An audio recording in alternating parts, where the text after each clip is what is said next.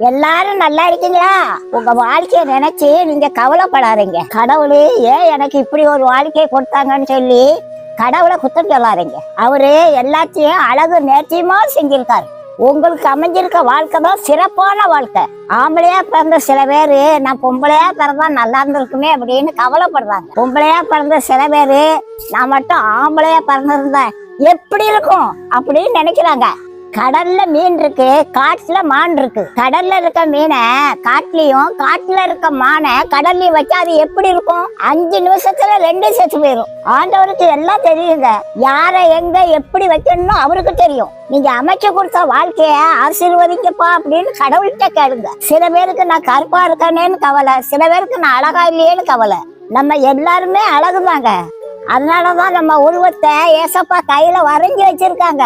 அழகு முகத்துல இல்லைங்க, இருதயத்துல இருக்கு. சாந்தமும் அன்பும் மனத்தாழ்மையும் தான் மனுஷனுக்கு அழகு. இந்த 3 குணமும் உங்க வாழ்க்கையில இருந்தா போதுங்க.